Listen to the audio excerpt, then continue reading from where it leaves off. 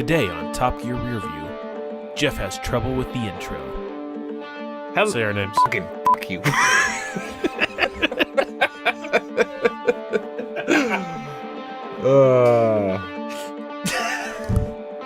That should be the intro. Just beep, beep, beep.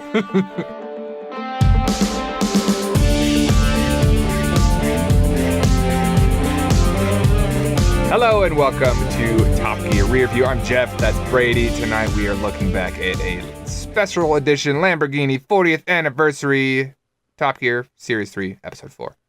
This episode aired on the 16th of November in 2003, and the star in the reasonably priced car is Rich Hall. And as it is a Lambo-heavy episode, almost all segments are Lambos. Tonight we're looking back at the Miura, slightly less back at the Countach, oddly enough at some Mini Cooper S's, and then back in the Lambo seat for the Gallardo, which is our power lap of the episode. Yeah, the Gallardo is not a look back, it is brand new as of the airing of this episode, correct? It really is. I believe it might have been out for a year maybe, but it is the current non V12 Lambo. So speaking of V12 Lambos, one of the early ones, the Miura. Wouldn't it be the early one? I feel like they made some earlier. Oh, okay. I think so. I'd have to look. I'll check. But this one is, I think, particularly cool. I do really like the Miura. As was it Jeremy did this one? Yes. Yes. No, Richard. No, it was May. It was Richard. Who was it?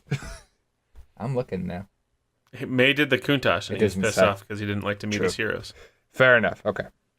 It was Richard. So as Richard says, this is kind of one of the Genesis cars for when Lamborghini really started coming into their own. And oddly enough, was designed by a bunch of kids in their 20s.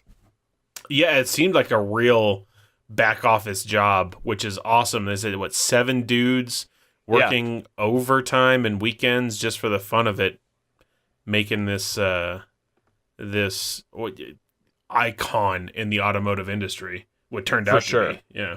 Yeah, it sounds, the head there, Ferruccio, the company founder, Ferruccio Lamborghini, was not much a fan, which is why these guys were kind of doing it on their spare time. And I like the story, too, because they showed it first at the 65 Turin Auto Show, but they did not have time to put the engine in, so they just put in ballast and then locked the hood shut.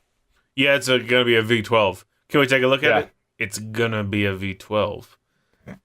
Lay the boots to him. Next question.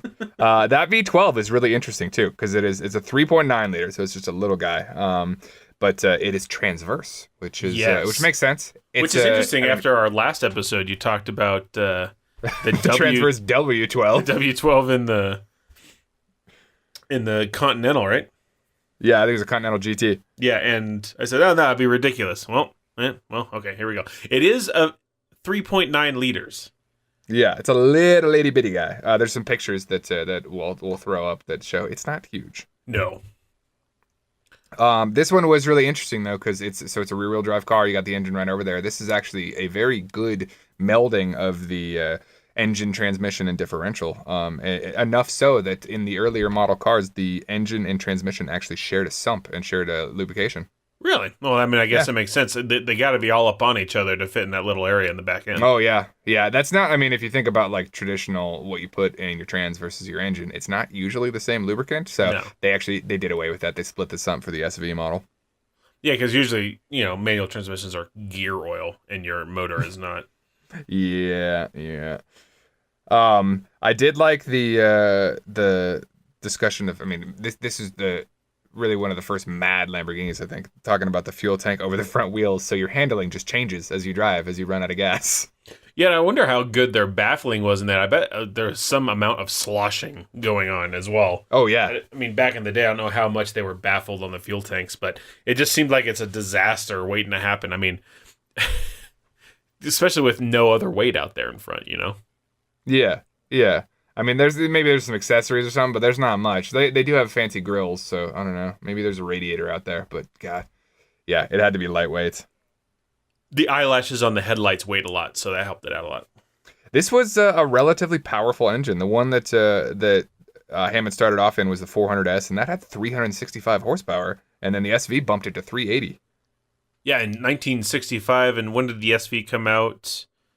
Not much later. I think it was, let's see, it was 71. 71. So 1971 for damn near 400 horsepower is considerable for sure. I bet it was a kick in the pants for it at the time. It's kind of they talked about Britain in 1967, 68 when the car finally got there, and how radically different it was from literally everything else in the country, and what it must have looked like going down, a high street or a London street or something like that. And then you throw in the fact that it's probably the fastest car there too. It's nuts. It's only a 2,800 pound car. Like this thing it was probably just scooting right along. Yeah, I bet it was. They did.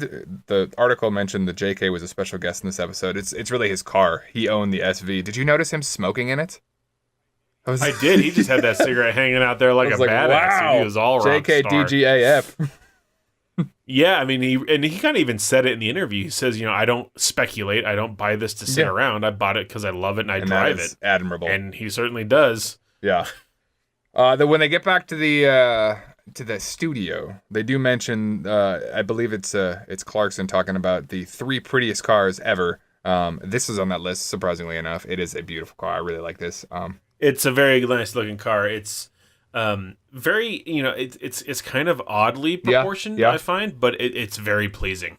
I think it kind of depends on how you're looking at it too. Like the front 3/4 is not the most flattering, but I think the side profile on these are just gorgeous. You're right. It depends on the angle. Sometimes it looks a little bulbous and fat around the front tires, but the back end does look very nice. Also on that list with a Ford GT40, which definitely agree with. Love that. 100% on my top 3.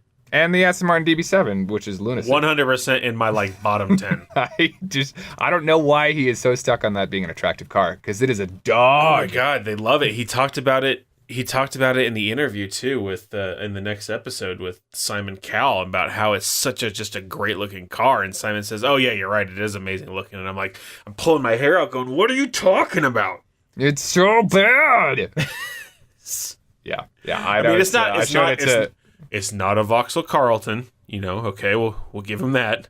On a scale from Vauxhall Carlton to 10, it's at least a 2. True. But it's really not a pretty car, and it's certainly not even the best looking Aston Martin by a long shot, before or after. It might be one of the worst, not the worst, but one of the worst looking Aston Martins. Yeah, I mean, I love the DB5 and I love the DB9, but DB7.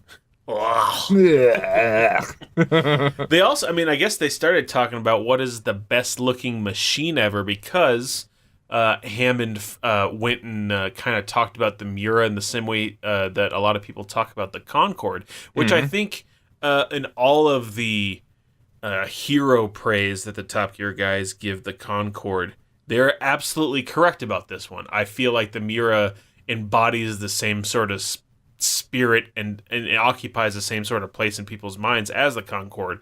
As yes, it's a car, and yes, the Concorde's an airplane, but it's more than that. It's different. It's like a step into the future. Yeah. And so they got onto this, Jeff, about what is the best looking machine ever. What is your answer to the best looking machine ever? Mine was said in the episode. And what was it? Because I need to know. Okay. Jeff's thinking, but mine is easily and obviously the SR-71 Blackbird. The spy plane, the fastest plane ever.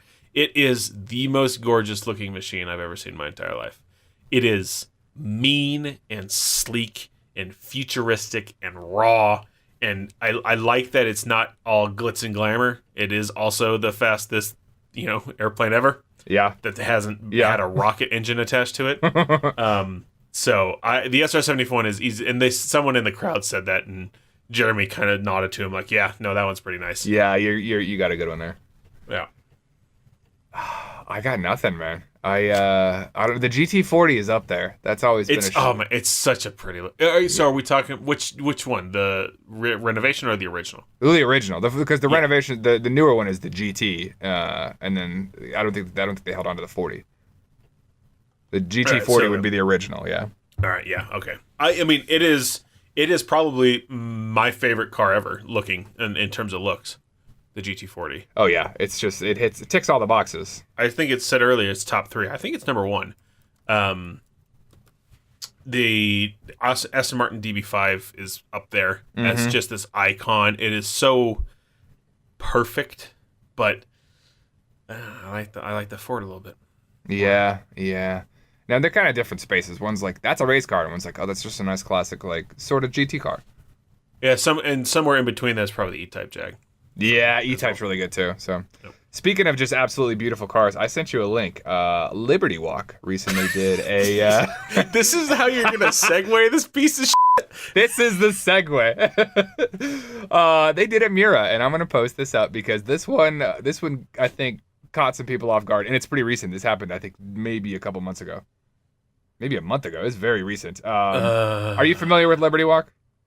I am not. Okay, so they're a tuning company. By tuning, I mean usually like stretch and poke tires and put over fenders on cars, and body kits, which it's definitely an acquired taste, and they are hard form over function. A lot of them are not particularly this was at it was at the 2018 Tokyo Auto Salon, and they had the new kit for the Lexus LC, which is it's a nice looking car.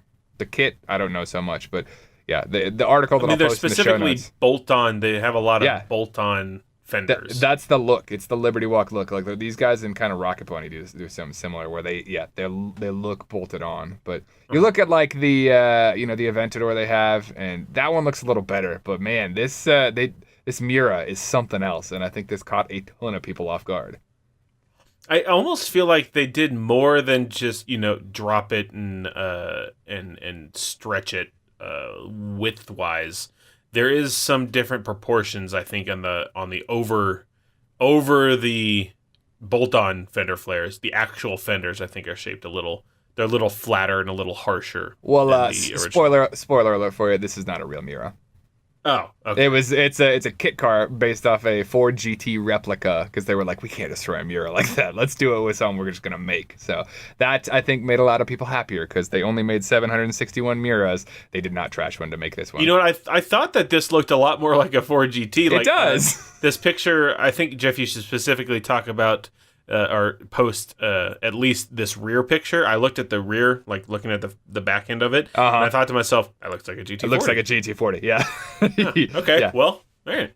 Yeah, completely agree. So, it's actually, the chassis and the engine are from a GT40, and then it was a body that obviously they rebuilt. And I think I gotta check now. I can't remember how much GT40 it truly was, but anyway, it was very unique. I thought I saw that, and when I saw they were doing the Miura, I was like, oh, that'll be a fun one to add into the show notes. Yeah, I wish they put this thing around the track, though. Oh, my God. I'm surprised, I figured JK might let him wing it around. Yeah. Or at least take it around himself. He's a pretty good They should, yeah. Maybe let Stig do that in exchange for another go at the lab. You got to pay your dues. That's a good one. If you want to come back and do it again, you got to bring some classic car, some car we haven't tested yet. Exactly. That would have been really sweet. Unfortunately, it did not. No dice. Did not get to go around. I made a comment here, and I think I'll comment on all of them. The Miura was produced for 6 years, and they made 761. So just over 110 a year, or more than that. No, sorry, 125 a year or so. So not very many. This is very early on, and we'll come back to that again with the Countach and see how they did there. Yes. So on to the news. Didn't have too much here. It was a week of number plates and general kind of boring stuff. Making fun of their government for giving speeding tickets to rally drivers trying to go between stages. Yeah. Got to make that money. But they did mention the Petrolhead Canari. They had the Petrolhead Calisa, I believe. I think it was Series 2. And this one I didn't understand, because they kind of all hated on it, and it was just like an MPV. It was like, you guys, you're doing the Fiat Panda next week, which is like the same freaking car. Yeah. But no love. I forgot where Petrolheads are made. I think they're made in Malaysia or something. I think they're Malaysian, yeah. Yeah, not fans, so whatever. They also mentioned the VW Concept R, which at first I thought it was the predecessor to the EOS, which did exist for a while. No, I don't think such a link exists. So the page for it was kind of a dead end. So I guess they're kind of getting into what small car you should buy. They showed the Kalisa and they showed the VW, and what three did they list off, Jeff? For small cars you should own or are better than the Corsa. They said the Honda Jazz, the Nissan Micra, and the Toyota Yaris. All right, which one of those would you own? Well, I own a Jazz, so that one. It's easy for you. Yeah. Okay, now ask me. What about ask me. Anything but the Jazz. All right. Okay, fair enough. So, no, I don't like the Micra either. I drove that when I lived in the UK, so I guess it'd either be the Yaris or the Jazz. Yeah, I see them as very interchangeable. I've never driven a Yaris, but man, like the dimensions and stuff, I was like, you're about the same car. Seems pretty similar. Yeah. To be fair, my stupid Fit right now is leaking water from recent storms, so I'm not so happy with it. I might take a Yaris. Oh, you got some weather seal issues? Some sort of seal is not so happy. Oh no, it's like a Jeep Wrangler all over again. I know. Had that problem. All right. So Jeff, let's talk about another Lamborghini. We'll say that again this episode. So many times. I'd like to start off by asking Jeff, did you have a Lamborghini Countach poster? I did not. I always had the Diablo. Oh, you had a Diablo, you modern man, you. I had a Countach poster. It was, I guess it was my uncle's, and he gave it to me. But at a pretty young age. And it was both a Lamborghini and an Alpine Stereos poster. It said, body by Lamborghini, high fidelity by Alpine is what it said. It had a bright red Countach on it, which was awesome. Nice. Black background, bright red Countach. With or without the giant spoiler? Oh, it had the spoiler. Okay. So I fell firmly into the James May camp in this review. All right. Did you have Did you have tennis butt too? I did not have tennis butt. We were a little bit too conservative for a tennis butt poster. Fair enough. Not nearly European enough for that. Yeah, you threw me off with that one. So yes, I too had a Lamborghini Countach poster, and looked at it many times, thinking, man, if only I could have that car. And I remember thinking that the car that they drove up to the hotel in Aspen in Dumb and Dumber was a Countach, but I think that was actually a Diablo, wasn't it? Ooh, I don't remember. It might have been a Countach. I'm leaning Countach. Ooh, I'm thinking Diablo. This might be something that I'll have to find out in the show notes. Let's leave this one as a mystery. Oh, I was going to Google. Fine. Oh, yeah, you can go ahead and Google. I think it was a Diablo. It's a Diablo. You're right. All right, there we go. You got it. But those are very similar looking cars. The Diablo is a little more rounded and curvy, and the Countach is very hard lined everything. And I think that's what made it so ostentatious. It was hard and rigid and very wedged. It was sharp. It was very, very sharp. Pop-up headlamps, gotta love those. But yeah, I guess the review is, unfortunately for Mr. May, a disappointing meeting of his heroes. Yeah, I remember this one as well. This review, because I remember him being like, "Don't meet your heroes." It was comical. So one of his many complaints about the car, one was visibility, which, I mean, that's kind of an ongoing complaint, especially with a mid-engine car. Is there's a big engine in place of your rear window. So surprisingly enough, you can't see that well. But they did put a camera where the rear view mirror is and then kind of show you what it looks like, and it was pretty bad. It was pretty bad. You got that big wing on the back, which is like halfway through the very small window that you have anyway. Yeah. Yeah, it just slices it right in half. Just nice. I like, they made this car without the wing. I kind of prefer it. Yeah, I mean, you're not racing it around Silverstone, It's not an F1 car. We really need that downforce on that back end. Yeah. Oh man, I stumbled upon a website that has all of the cars in Dumb and Dumber, and I'm not joking. It's like all of the cars, like every single car at the truck stop and the scooter and everything. I'm gonna have to throw this one in the show notes because it's pretty funny. You know what? I didn't remember the Countach without the wing. It looks awful. You don't like it? The wing. Oh, my god, no. I like. No, it looks like no. It looks like it was designed to have a wing, and when you take it away, it looks like there's something missing. I guess because I've always seen it with the wing so many times, like for 10 years of Yeah. my life. I looked at this every day. It does look a little weird. I mean, I will give you that. Like, it slopes down a little too much at the back. Yeah. But I still like it. Well, you're wrong. I will accept that. So some interesting things about this one. It had an 18-year run, 3 times out of the Miura. It did have a V12 as well. This one mid-mounted, but in the standard longitudinal fashion. It was a 4-liter, only put out 350 horsepower, less than the Miura. I mean, if 4 liter is only 0.1 liter bigger, but didn't it put out as much as the original 3.9 liter Miura engine? Probably about 5 horsepower more, yeah, because the original was the non-S was 345. Okay, so I presume it was probably the exact same engine. Well, that was I think it was a little bigger, but I could be way off. I mean this one was liter. Yeah, it's probably pretty close. Yeah. 0 to 60 in 4.6 seconds with a top speed of 180. And the biggest freaking rear tires I've ever seen at 345 mil wide. What were the stock Viper rear tires? Oh, I don't remember, but I don't think they were that big.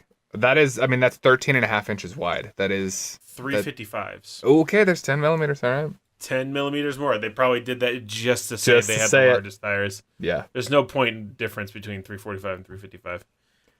Yeah, the Lamborghini produced, you said it has had an 18-year run, which is a lot different from the 6-year run that the Miura had. Mm-hmm. But the Countach only produced 2,049 of them over that time, which gives you about 113 a year, whereas the Miura was 126. So they actually produced less per year of the Countach than they did the Miura, and they produced it from 74 to 90. That's such a long run. Which is actually only 16 years. He said 18 years, didn't he? Yeah, in the episode he said 18, so he's a liar. That makes it 128 a year, so almost exactly the same production. Okay, makes more sense. That makes more sense. James May, the liar. That's as many cars as we make. That's that's probably like 1 per workday, right? They are in Italy. It took me a while to get that joke. That's a good joke. That's a good joke. The other one of the other complaints was that it is rather hard to clutch and shift. I think he said both would be better accomplished if you had a buddy there to assist with them. And then the parking was funny. He did try to he tried to parallel park it, and man, I was worried he was going to curve that wheel.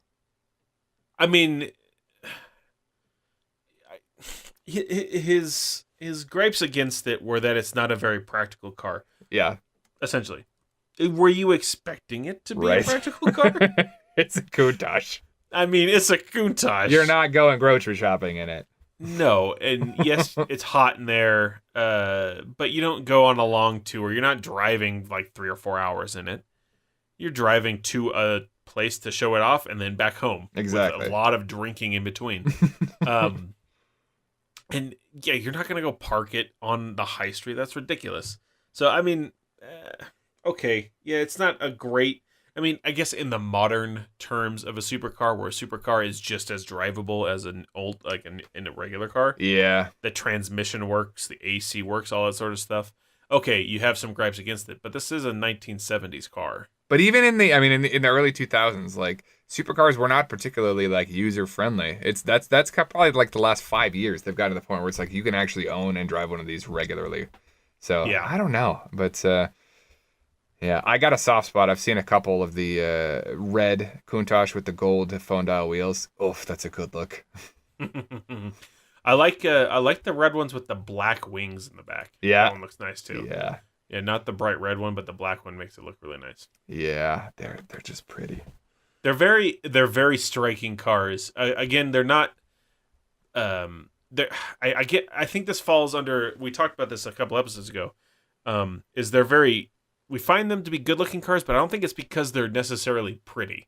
Yeah. The Countach or the Diablo, they're not very pretty cars. Their lines aren't great. They're aggressive. But they look so cool. Yeah. So I think there's a difference there. I wouldn't call this a pretty car. Like, well, I guess we were talking about what is the prettiest car that Ferrari's made since the Daytona. Yeah. I don't think this is nearly as pretty as a Daytona. Oh, no.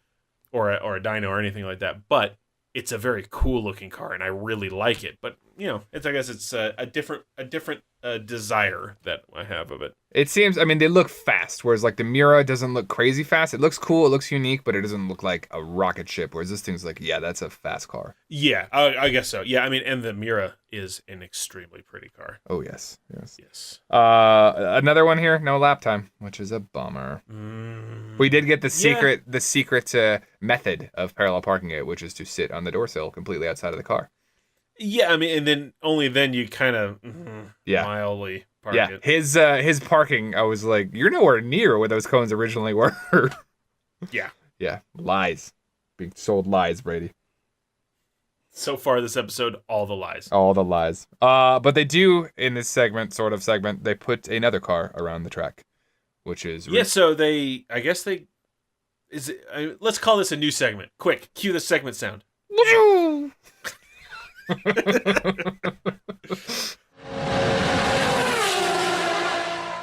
Because we're going to talk more about the lap itself than the car, because we've already talked about the car. Yeah, it's Murcielago. The Murcielago. I don't think it's any different from the previous Murcielago that they tasted on the first episode of Top Gear, New Top Gear, back in season 1, episode 1.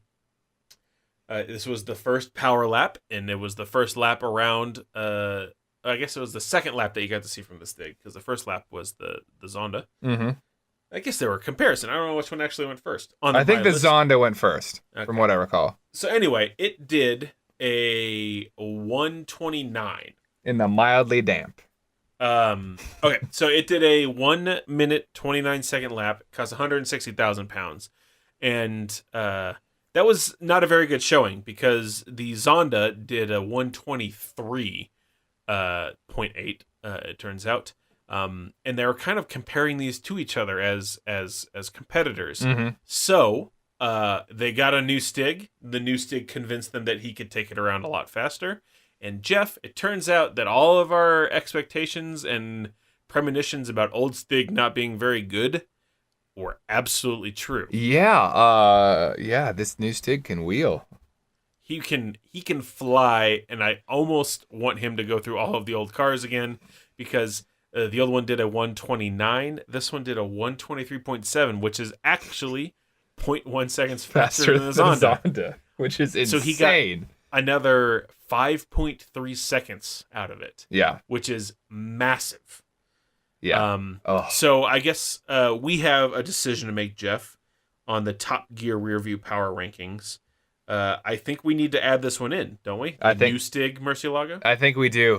We had a bit of a disagreement earlier about whether to just nix the older one or not. We'll leave it on there. I don't think it's going to go up at all. This one, with the new Stig and a better lap time and the same everything else, obviously we're going to see a better contender. So I vote we don't change anything else. We leave our desirability and price alone. Okay, so the price was $160. The old desirability ratings were a 6 for both of us. Okay. I think in that desirability, I said I wish it was a Gallardo, which is coming up soon. So the Lamborghini Old Stig Murcielago was a 97.5, a 26 rank car.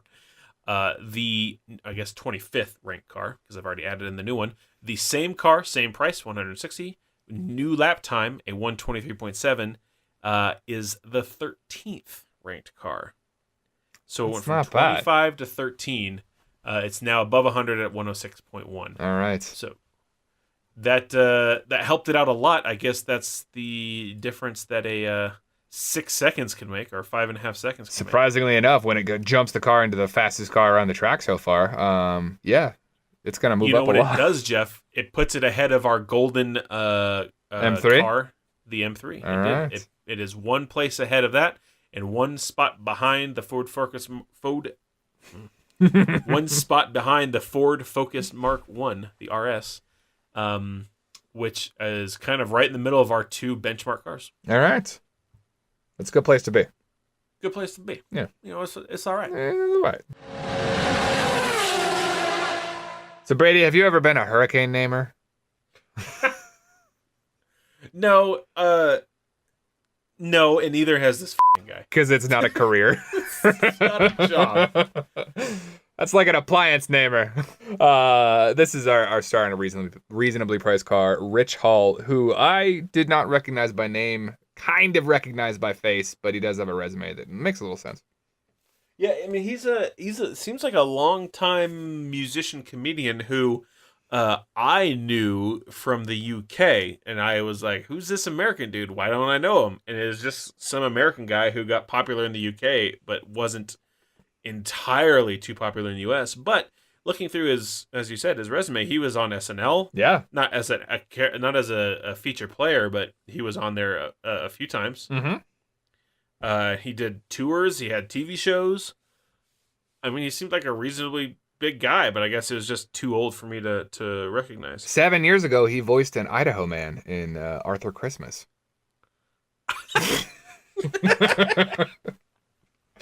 I mean, yeah. The guy didn't even have a name. He was No, it's just a Idaho man. man. From Idaho. Yeah, I could have played that part. I know him once again, like I have for a number of these guests in the recent past. Know him from panel shows. Yeah, he's kind of the one American who travels around and is, "Have I got news for you?" and stuff like QI, that. never mind the Buzzcocks, wherever the hell that is. Yep, all of those. I don't find him terribly funny. I didn't. All right. I didn't like him on the panel shows. Every time he was on a panel show, honestly, I'd be like, I'm not gonna watch this one. I'm good. I want funny British people. Yeah, his he did a kind of makeshift country song about the Rover 25. It wasn't bad, but it was just like, okay. Okay. Oh hum. Yeah. Carry on, Mr. Hall. He had a pretty sordid history of cars, Corvair and the Vega. He faked his own death to get out of paying insurance.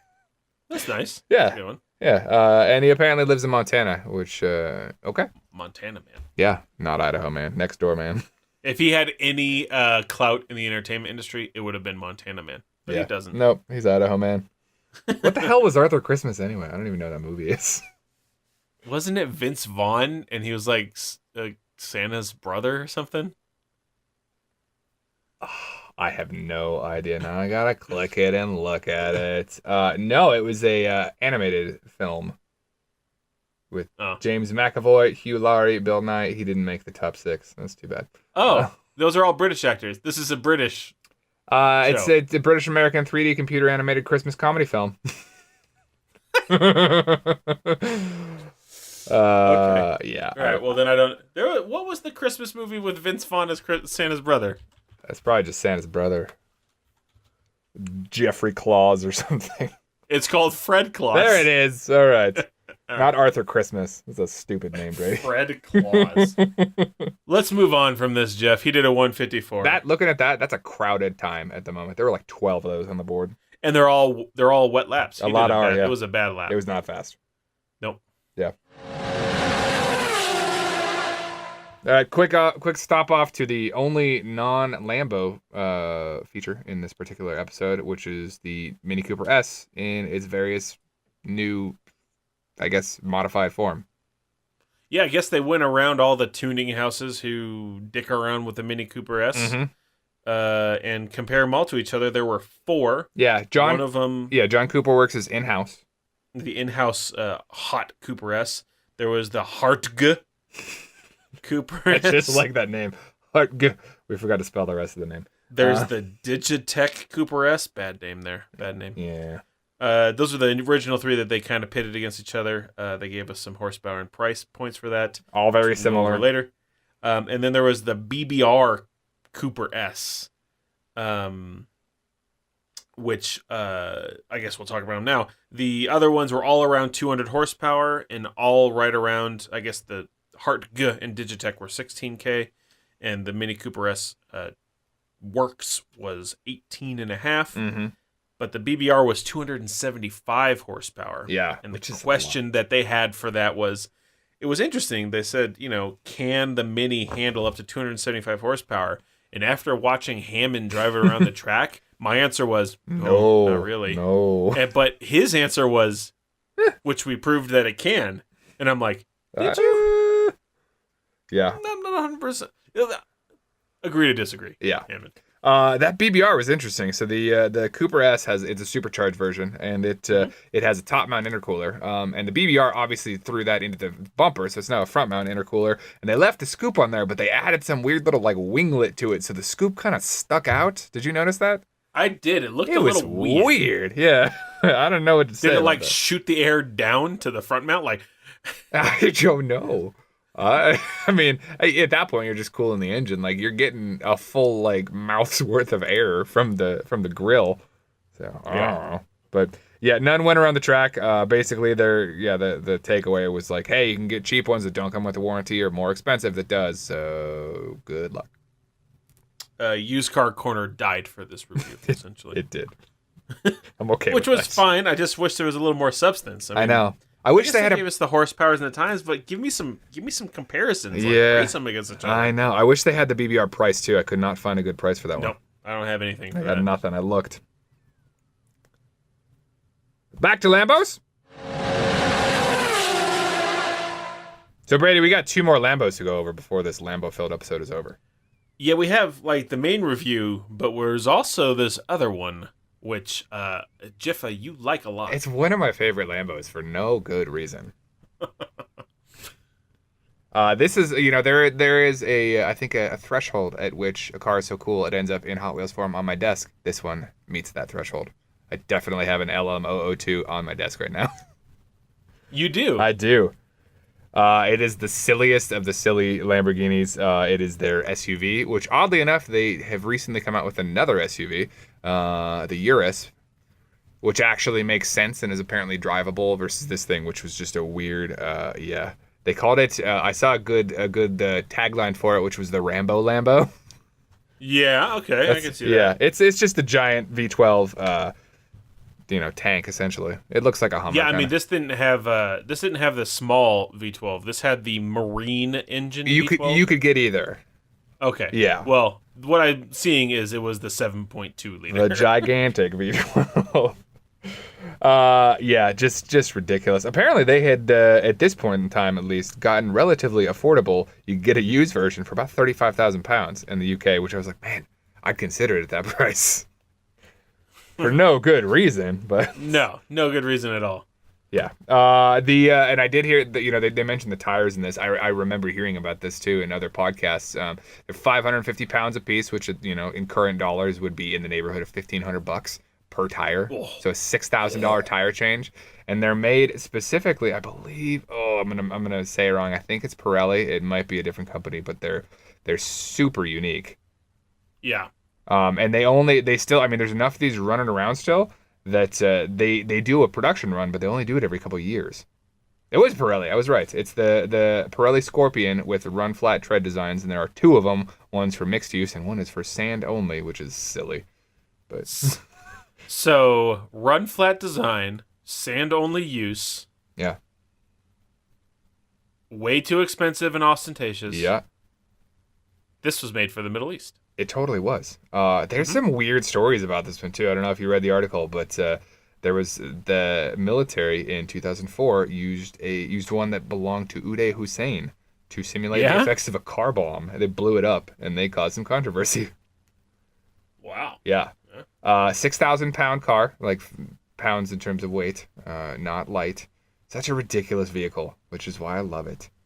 They said it had a 64-gallon gas tank. And actually, the number that I read was higher than that. Okay. What did you read? 290 liters. Wow. Insert the Owen Wilson. Wow. Wow. Yeah, that's 76.6 gallons.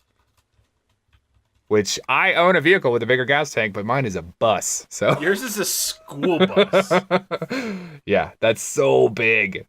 Mine weighs more than 6,000 pounds too. Yeah, it's just like the most hilarious car / SUV ever. I don't know why they did it, but I don't fault them for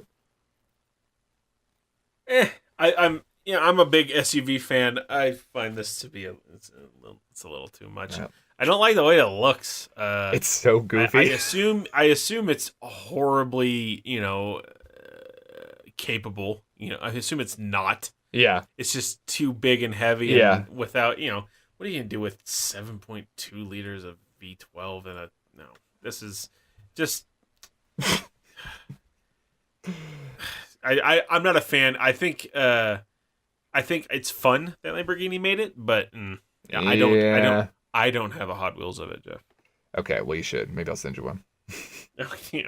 It sits with the other Lambos too, which is like a high end, like the fancy Huracan and like a Sesto Elemento. It's some oddballs, and then this weird SUV. So it's fun. It's fun. It was made from 86 to 93, and it's got the body style of an early 70s Defender. Mm-hmm. It does. They made a total of about 300 of them, it looks like. 328. Yep. Going on to our Lamborghini production quantities. 7-year run, 46 a year. Yeah, they were. It took 2 days to make this one. No, 3 days. 3. True. Yeah, I can't do math. It's late. It must have been expensive. I don't see a price or anything like that on it.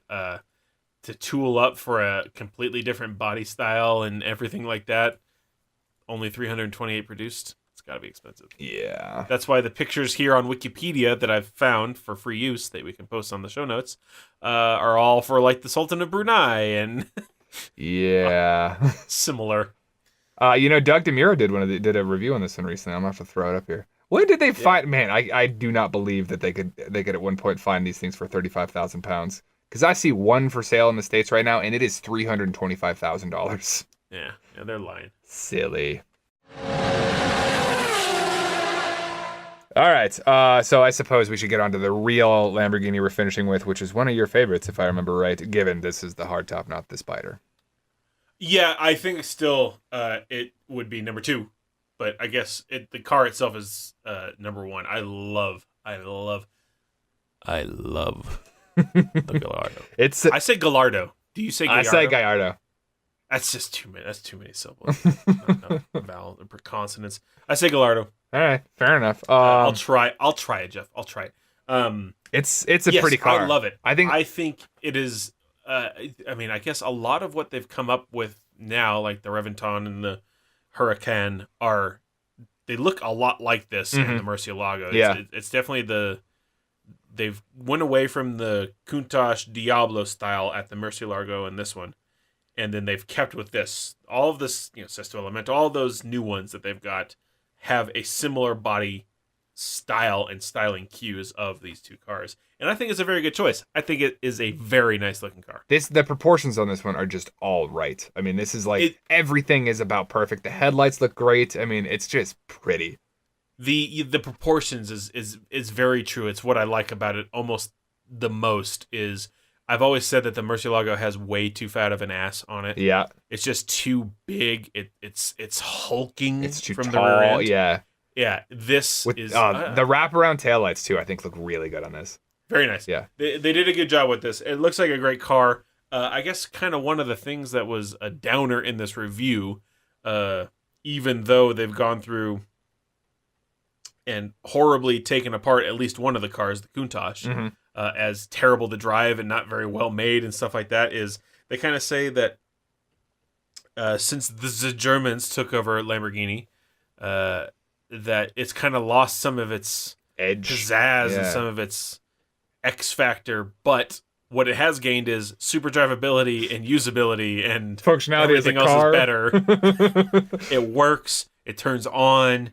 You get all those things, but they think it's lost something, and I just don't understand. It just looks great. When we get to the Huracan, which is a ways out, I believe the same notes are given in that review. Like they say, it's just a good car now, which is not fun. There's nothing fun about it. So I don't know. I personally like a car that works well and goes really fast and looks good. Exactly. I mean, call me old-fashioned. So this is I guess you would call it the baby brother to the Murcielago. It's the V10, the 5-liter V10. It has a V10 instead of the V12. I believe this is the same V10 that Audi puts in their R8. Yep, the R8 V10, yep. And great little engine, 5.0 liter, so 5 liter. Yep. 5 point, there's nothing there. Yeah. Can do 192 and a 0 to 60 of 4.3, which I kind of expected the 0 to 60 to be a little faster with it seems like such a small, compact car with a big engine. I figured it'd be able to go a little faster. Yeah, I don't think it's super light. It looks like it comes in the Super Leggero is super light. That's about 3,300 pounds. The standard one is in the neighborhood of 35 to 3,800. The Spider is 38. Yeah, 3,520 is the official curb weight. I mean, it only loses like 150 pounds for the Super Leggero. Yeah, that's a lot though. I mean, for about 500 horsepower, as near as makes no difference, as one would say. It's 493, but he did call it a Big Lotus Elise too, which I was like, that's a compliment. That's a great compliment. That means it handles extremely well. Yeah. But then again, later in the episode, he calls the Murcielago perfect, and I was like, I don't know if I can listen anymore. Yeah. I mean, it went really fast around that lap, but this thing did a very good lap too. And since it was wet out, it actually it stomped. Correct. Better. Yeah, crazy good. Wait, one more thing about the review, real quick. They did the comparison between the 911 Turbo and the DB7. That was not at all a comparison. They just drove it they drove them past it. That was the stupidest thing I've seen in a while. I got all excited. I wrote down all the names. I have them all in a list, and I have a dash next to them all. And then so I could write their lap times, or their 0 to 60 times, or their placement in a drag race. And then I just got to move. And then nothing. I got such a disappointment. I know. I was watching with the wife, and at the end of that, I looked over. I was like, "That was so dumb." She was like, "Yeah, it was." We'll wrap up our production